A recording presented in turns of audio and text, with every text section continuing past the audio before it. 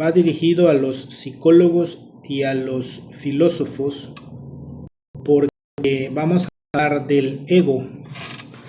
La palabra ego etimológicamente del griego significa yo, y la psicología oficial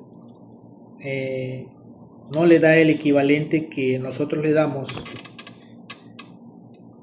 que es el pecado o los 7 pecados capitales, porque la psicología está divorciada de la filosofía, de la religión, y ellos lo adoran, los psicólogos adoran al yo y lo dividen en un yo superior y en un yo inferior, pero solamente hay un solo ego, ¿sí? Un solo nombre para el ego, que son los pecados, nuestros defectos.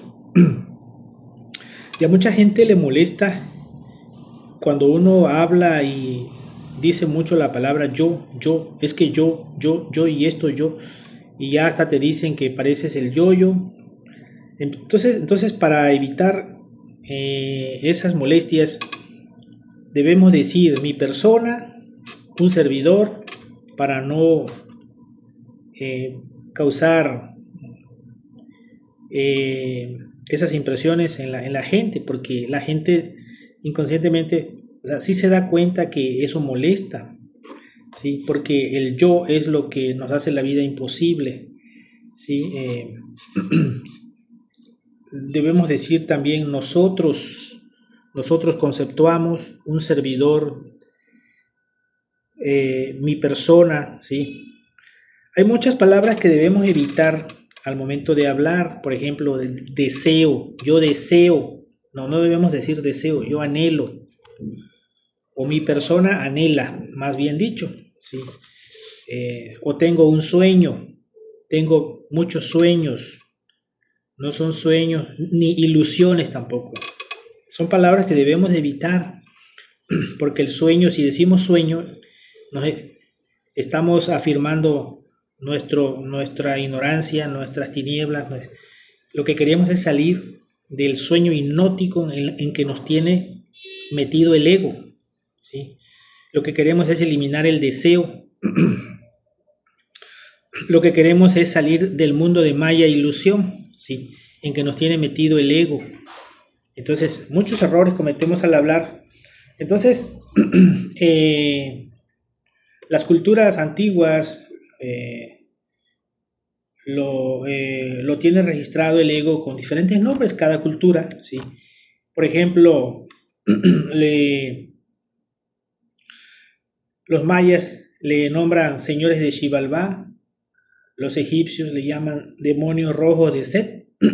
Set era un demonio o es un demonio, el enemigo de Osiris. Osiris es el Cristo y Set es su opuesto, ¿sí? El Islam, la religión de los árabes, le llaman los infieles. Pero ¿qué pasa con los islamitas que piensan ellos, porque interpretan la Biblia o su Corán a la letra muerta, en forma literal, fundamentalista?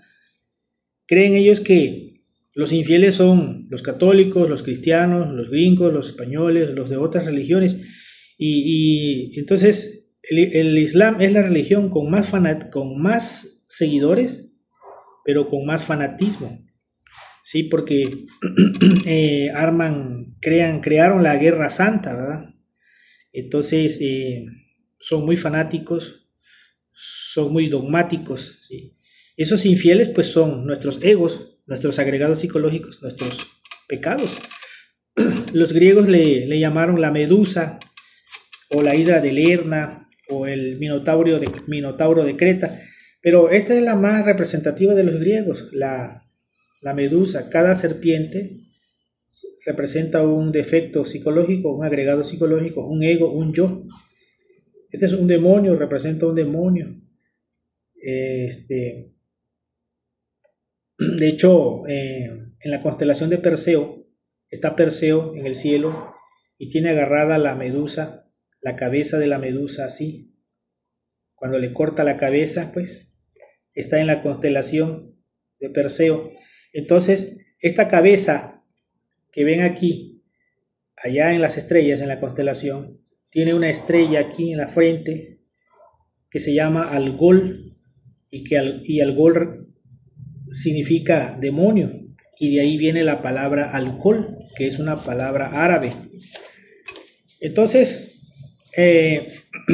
los hindúes o los indostanes le dicen agregados psicológicos a nuestro ego, a nuestros agregados psicológicos, pues, le llaman agregados psicológicos, valga la redundancia, porque fueron agregados allá hace 18 millones de años, cuando en los tiempos de Adán y Eva, que fue cuando la humanidad se degeneró, cayó en el pecado de la fornicación, porque la fornicación es el fruto prohibido, o fue el fruto prohibido, ha sido siempre el fruto prohibido, y la lujuria el pecado original. Entonces el ser humano, la humanidad salió del Edén a través del sexo, y por esa misma puerta tiene que regresar transmutando su líbido sexual de abajo hacia arriba con castidad científica. Entonces la fornicación es el fruto prohibido, y cuando fornicaron, lo que hicieron fue que expulsaron de su organismo la energía sexual. En los tiempos de la Lemuria, que fue la raza de Adán y Eva, tenían otro método de reproducción, de reproducirse, que le llamaban Kriya Shakti, ¿sí? Que es el tantrismo blanco, la magia sexual, el suprasexo, que es un sexo sagrado, es el sexo sagrado, el sexo de los sabios, ¿sí? Hoy se practica el sexo vulgar, que es el sexo gris, el tantrismo gris, el que practica la mayoría de la humanidad, y el infrasexo, que es más bajo, que es el sexo que practican las lesbianas y los homosexuales. Bueno, eso no lo saben los curas, los pastores, no lo saben los religiosos, y por eso han estigmatizado el sexo, lo han convertido en un tabú, en algo grosero, en algo sucio, pues. Han establecido los religiosos, los monjes célibes, prejuicios, dogmas y tabúes en torno al sexo. ¿Por qué? Porque los monjes célibes, sacerdotes, monjas, son homosexuales y lesbianas, y ellos odian al sexo.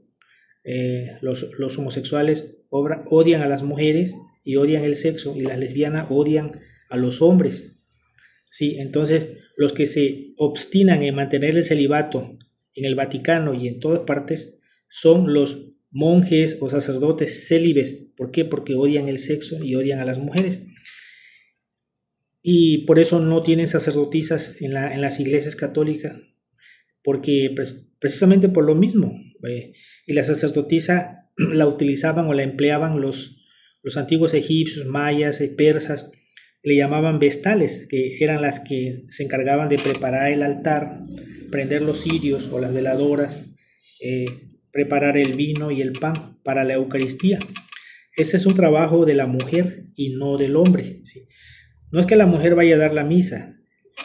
La sacerdotisa o la vestal tiene que ser la compañera ayudante del sacerdote, tanto en toda la misa, pues,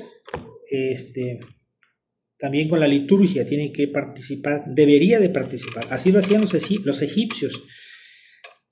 La Iglesia Católica hoy las prácticas de la Iglesia Católica hoy son una caricatura de lo que fueron las verdaderas religiones mistéricas de los egipcios, de los griegos, ¿sí?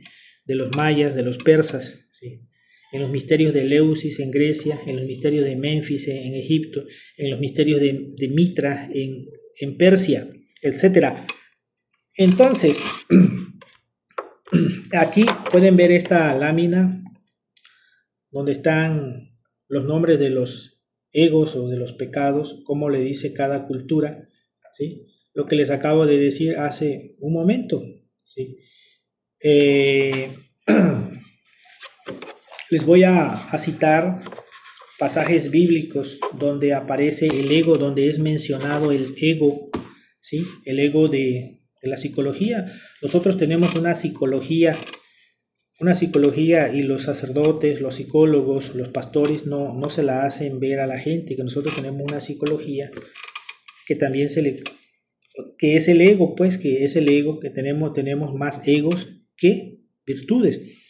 según la psicología de la Gestalt, según las investigaciones de los gnósticos del siglo XX, las estadísticas actuales de la humanidad es que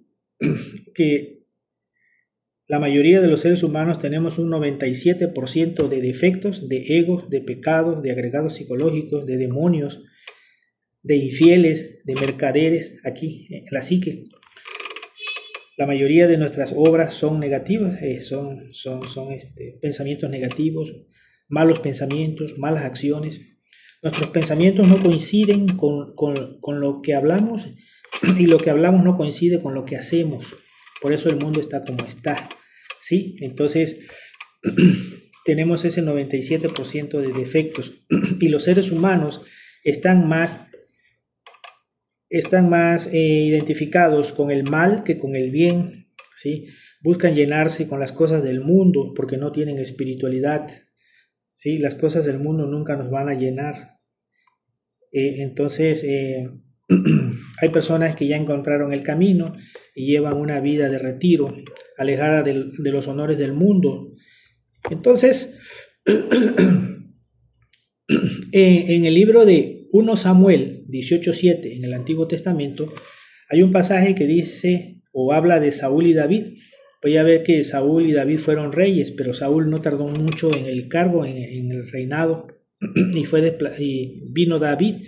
Bueno, David sí fue un buen rey, fue rey de Israel. Y en aquel tiempo, en esos tiempos, no cualquier persona podía ser rey de Israel.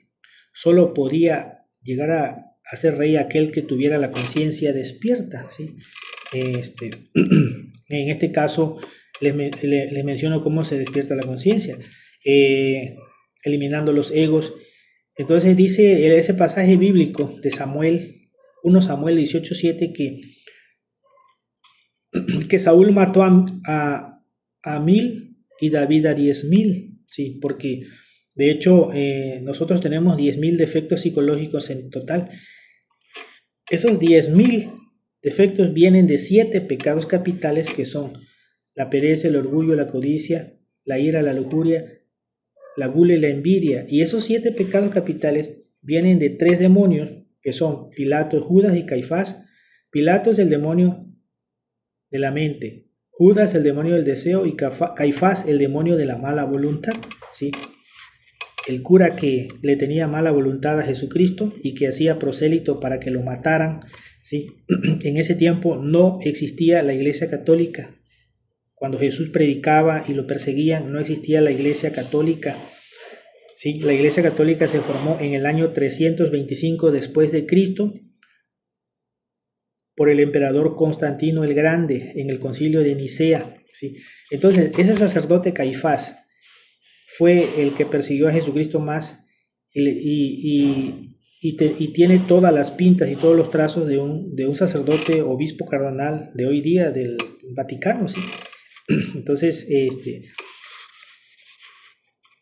observen y analicen y verán que así es.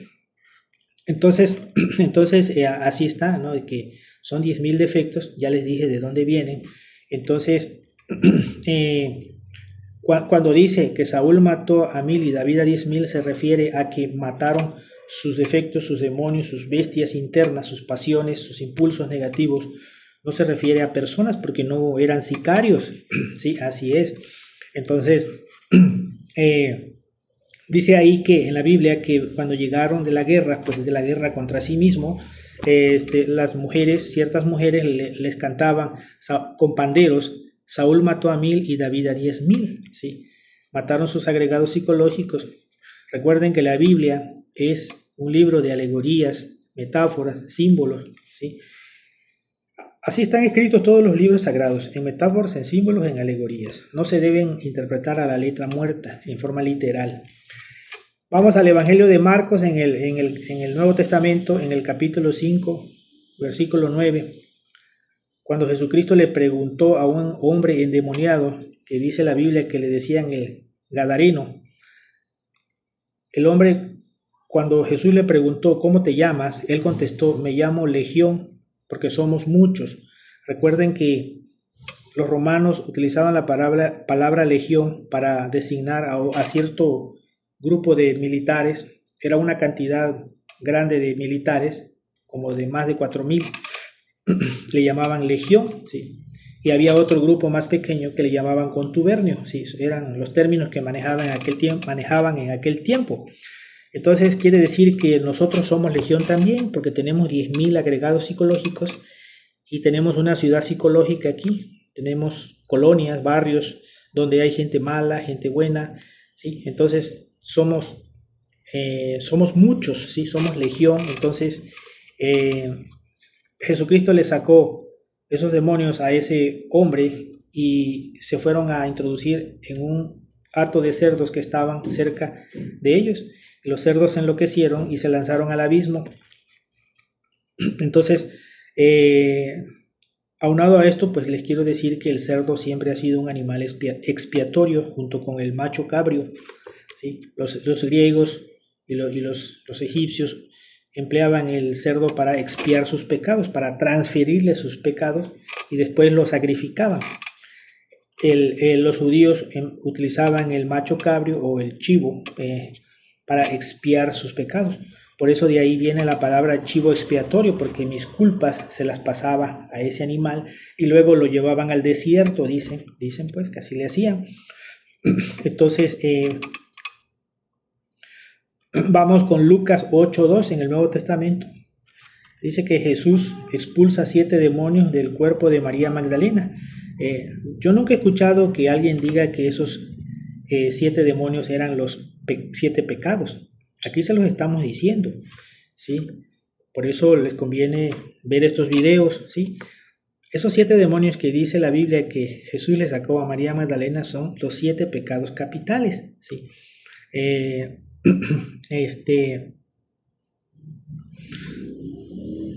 Era su esposa y por eso la ayudó, la limpió, la exorcizó, ¿sí? Recuerden que Pedro se ponía celoso de María Magdalena porque Jesucristo se dirigía a ella como una esposa. Y ustedes saben que ya han tenido esposos, tienen esposa, cómo la mujer le confiesa al hombre, al marido, muchas cosas que no le dice a cualquiera, o viceversa, el hombre le platica cosas a su esposa que no le dice a cualquier persona. Entonces Jesucristo le platicaba cosas íntimas, también cosas cósmicas, secretos de los grandes misterios a María Magdalena. Y se ponían celosos los apóstoles, principalmente Pedro, ¿no? Entonces, pero eran esposos, ¿sí? Jesucristo no fue ningún castrado, ningún eunuco, ningún afeminado, era un hombre en toda la extensión de la palabra, ¿sí? Yo no sé por qué estigmatizan al sexo si Jesucristo no condenó el sexo. Si Jesucristo hubiera condenado el sexo, todos estuviéramos condenados porque todos somos hijos del sexo. Al contrario, Jesucristo instituyó el matrimonio porque su primer milagro lo realizó en una boda, en las bodas de Caná, ¿sí? Entonces, Pedro, el apóstol de Jesucristo, tuvo esposa, Jesucristo tuvo esposa, María Magdalena. Entonces, vamos con Juan 2:13, cuando dice que Jesús expulsa a los mercaderes del templo, ¿sí? Esos mercaderes que expulsó Jesucristo del templo aún siguen hoy existiendo en el mundo, en las parroquias, en las catedrales, en las basílicas. Ahí siguen esos vendepalomas, vendevacas, vendemercaderías. En aquel tiempo, cuando Jesucristo los expulsó del templo, habían convertido el templo de Jerusalén en un mercado, en una central de abasto, en un supermercado, en una bolsa de valores. Le cobraban una cuota a las mujeres para entrar al templo, imagínense.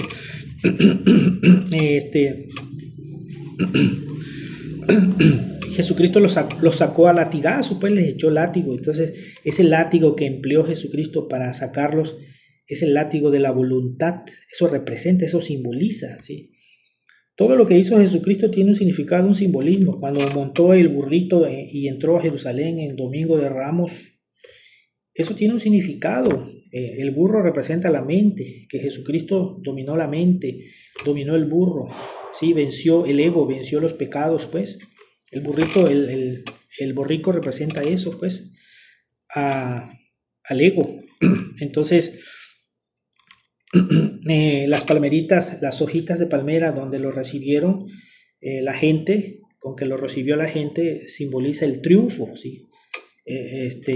Todo eso tiene un simbolismo maravilloso. Entonces, esos mercaderes tienen una doble significación, pues, o sea, existieron físicamente o existen físicamente hasta el día de hoy, pero están dentro de nosotros también, en nuestro corazón, en nuestra psique, son nuestros agregados psicológicos, ¿sí? Son nuestros egos, nuestra ira, nuestra lujuria, nuestra envidia, nuestro orgullo, etc. Entonces, debemos expulsarlos a través de la voluntad, Cristo, ¿sí? De sacarlos con el látigo de la voluntad, ¿sí? Entonces, en la Catedral de Notre Dame, los constructores de esa catedral dejaron unas gárgolas o unos monstruos en la parte exterior, en la parte de arriba, en el desagüe de la catedral.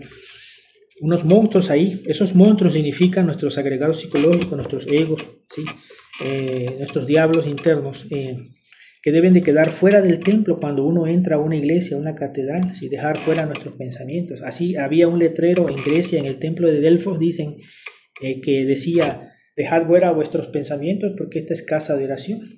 Entonces, nuestro cuerpo es un templo igual y debemos de expulsar esos mercaderes, esas gárgolas de nuestro cuerpo, de nuestro corazón, de nuestra mente, de nuestra psique. Así. Entonces, recuerden que, nuestro cuerpo es un templo, pues, y los templos de piedra o de cemento son una extensión de nuestro templo interior, ¿sí? Los primeros cristianos que existieron después de Cristo, en los primeros 300 años del cristianismo primitivo, auténtico, gnóstico, que no había sido adulterado, ellos casi no construían templos, iglesias. Ellos realizaban sus prácticas en el desierto, en las cuevas, en las catacumbas, en el bosque. Recuerden que Jesucristo predicaba en el Monte de los Olivos. Los druidas, que fueron los sacerdotes celtas, llegaban mucho al bosque a realizar sus rituales, ¿sí? A convivir con los espíritus de la naturaleza, a practicar el animismo. Los esenios, que fueron unos judíos recogidos, muy espirituales, muy cristianos, practicaron un cristianismo antes del cristianismo, ¿sí? Se retiraron al desierto, cerca del Mar Muerto. Ahí establecieron sus monasterios, ¿sí? Ellos desarrollaron la angeología, fueron los creadores de los monasterios. Eran gnósticos. Jesucristo y Juan el Bautista devienen de ellos. Juan el Bautista tomó el bautismo de ellos y lo utilizó para bautizar a Jesucristo, ¿sí? La Iglesia Católica rechaza a los esenios como antecesores, digamos, del cristianismo, o como los educadores de Jesús y de Juan, ¿no? Pero el mismo Benedicto XVI, el Papa, escribió un libro que se llama Jesús de Nazaret, y en ese libro acepta que Jesucristo viene de Juan el Bautista. Sí, entonces el apóstol Pablo también se supone que se dice que viene de ahí, de ellos, pues, de esas enseñanzas, ¿sí? Los esenios le rendían culto a los principios inteligentes de la naturaleza. Jesucristo hacía eso también. Practicaban el animismo, etc. Pero entonces la Iglesia Católica a Jesucristo lo recortó, le cortó su conexión, su vínculo con María Magdalena, con los esenios, con la India, porque Jesucristo viajó a la India en esos años perdidos que no menciona la Biblia acerca de su vida, son 18 años, ¿sí? Jesucristo viajó para aprender y para enseñar. Sus viajes no fueron turísticos, fueron de estudio y de aprendizaje y de enseñanza. Cuando Jesucristo mandó a predicar a Tomás y a Judas Tadeo y a varios a la India, a Medio Oriente, al Asia Central, ya él había estado allá, y cuando llegaron sus enviados, le dijeron, algunos dijeron: ya conocemos a tu maestro ya estuvo aquí cuando era un jovencito, y hay datos de Jesucristo en el Tíbet, en la India, en idioma pali. Hay manuscritos que mencionan a Jesucristo ya con el nombre de Isa, y también el Corán lo menciona con el nombre de Isa, y a María, su madre, la menciona el Corán con el nombre de Miriam. Bueno, seguimos. El Evangelio de Judas también habla del ego, pues en el capítulo 3. El Evangelio de Judas es un evangelio apócrifo gnóstico, que también se refiere a la muerte del ego, porque Judas Iscariote se ahorcó, y lo que tenemos que hacer es ahorcar al ego, ¿sí? Es como también el mensaje de Juan el Bautista, que lo decapitaron, ¿sí? También simboliza la decapitación del yo, del ego, de Satán. Entonces, en el Evangelio de Judas que les acabo de mostrar, ahí habla Jesucristo a través de Judas, y Jesucristo dice: hay que sacar de vuestras almas y de vuestros corazones al falso espíritu. El falso espíritu es el ego, el diablo, Satán, Mefistófeles, ¿sí? Hablando de Mefistófeles, pues aquí de una vez les digo, Goethe en su novela del Fausto, al diablo le llama Mefistófeles, ¿sí? Goethe fue un dramaturgo, un poeta, un filósofo europeo. Entonces, en el Evangelio de Judas, volviendo al Evangelio de Judas, dice que hay que sacar de vuestras almas y de vuestros corazones al falso espíritu. Ese falso espíritu es el ego, porque, hay personas que dicen que ya tienen encarnado a Dios, al Espíritu Santo, al Cristo en su corazón, pero en realidad se engañan, se sugestionan. Así lo dice Judas aquí en su libro, se sugestionan. Mientras no hayan sacado el falso espíritu, que es el ego, no van a poder encarnar a Dios. Jesucristo dijo: niégate a ti mismo, toma tu cruz y sígueme. Cuando dice niégate a ti mismo es morderse la lengua, contar hasta 10, recibir con agrado las manifestaciones desagradables de nuestros semejantes, poner la otra mejilla, ¿sí? Y es lo que la gente no quiere hacer, amar a tus enemigos. El cristianismo es duro y difícil de aplicarlo, ¿sí? Por eso dijo Federico Nietzsche, el filósofo alemán: solo ha habido un cristiano en el mundo, Jesucristo. Y Carl Gustav Jung, el psiquiatra, el padre de la psicología analítica, dijo: a Cristo lo han adorado y lo han contemplado, pero no lo han imitado, ¿sí? Y Tomás de Kempis escribió un libro que se llama Imitación de Cristo, y en ese libro dice él que todos quieren cenar con Cristo, pero nadie quiere ayunar con él y nadie quiere llevar su cruz. Bueno, entonces seguimos con... aquí está la medusa, que representa al ego, a nuestro ego animal, a nuestras iniquidades, porque el ego es el anticristo. El anticristo somos nosotros, somos todos. Ha sido mal interpretado eso del anticristo, porque el anticristo son nuestros defectos, o sea, nuestros defectos son lo contrario de las virtudes, que son pues, por ejemplo, vamos a transmutar ahorita los pecados en virtudes. Por ejemplo, la pereza, ¿cuál es su virtud? Cuando se vence o se elimina la pereza, se reemplaza por la diligencia. El orgullo se debe reemplazar o transmutar o sublimar por la humildad. La codicia por el altruismo, la ira por el amor, la lujuria por la castidad, la gula por la templanza, la envidia en el gusto por el bien ajeno.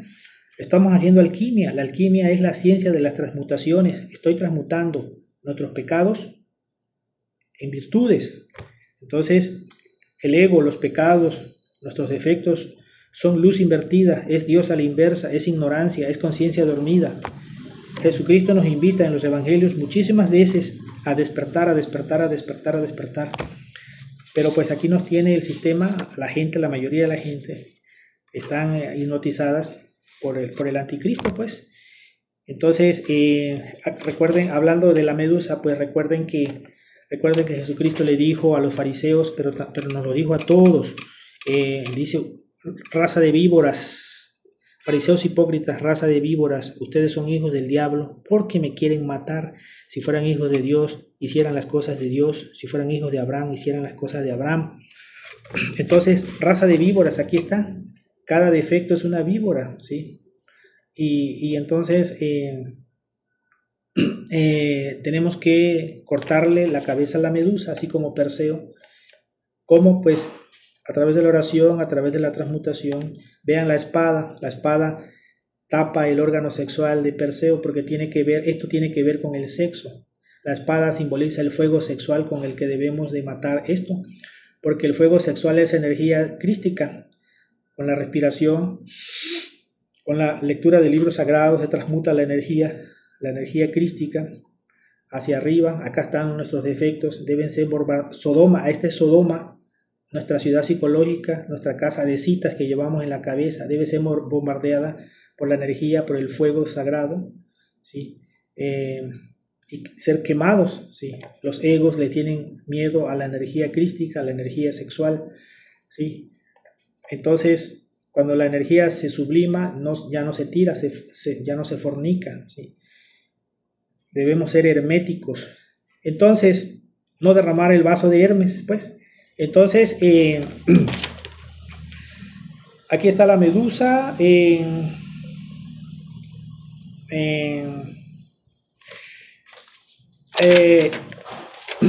Aquí pueden ver los 7 pecados capitales, que son 7 máscaras, 7 caretas que andamos cargando. Pues nosotros, cada persona tiene un rasgo psicológico característico particular, es decir que cada persona trae una máscara de acuerdo al defecto que más se le domina. Todos tenemos los 7 pecados capitales, pero hay un defecto o un pecado que nos domina más y lo traemos a flor de piel. Unos traen la pereza, otro el orgullo, otro la lujuria en la cara, ¿sí? Entonces, tenemos una falsa personalidad, pues, o sea, nosotros actualmente no tenemos la personalidad del espíritu, la personalidad del ser, ¿sí? Tenemos una falsa personalidad que los indostanes le llaman la personalidad calquiana, una personalidad hipócrita. Miren, los aztecas tienen esta máscara que le llaman la máscara de 3 caras. Aquí se ve cómo el ego debemos de irlo desollando, escamando, para que vayan apareciendo mejores máscaras de nosotros, ¿sí? Máscaras más sinceras, ¿sí? Más afines a Dios, a lo espiritual, como cuando le vas quitando capas a una cebolla, a una mazorca, a un elote, ¿sí? Van apareciendo, las capas de abajo son más finas. Debemos refinarnos nosotros, ¿sí? Espiritualmente, ¿sí? Eso es lo que nos está diciendo aquí, ¿sí? Véanla de cerca, ¿sí? Entonces, hay personas que la interpretan de otra forma, pero esa es la interpretación psicológica que le damos aquí. Entonces, la humanidad también tiene un rasgo psicológico particular, global, general, que es la ingratitud y la traición. Esos dos defectos se hermanan, ¿sí? Nosotros somos ingratos y traicioneros, ¿sí? Cuando alguien nos da dinero prestado y no se lo queremos devolver, o un libro, ¿sí? Y si nos lo vienen a pedir, nos enojamos y aparte no se lo entregamos, ¿verdad? O sea, somos malagradecidos, sí, es cierto, pues. Cada persona tiene un rasgo psicológico particular, sí, pero a nivel global hay un rasgo que tenemos todos, que es la ingratitud y la traición, ¿sí? Entonces, eso era todo lo que les iba a decir. Gracias por ver este video.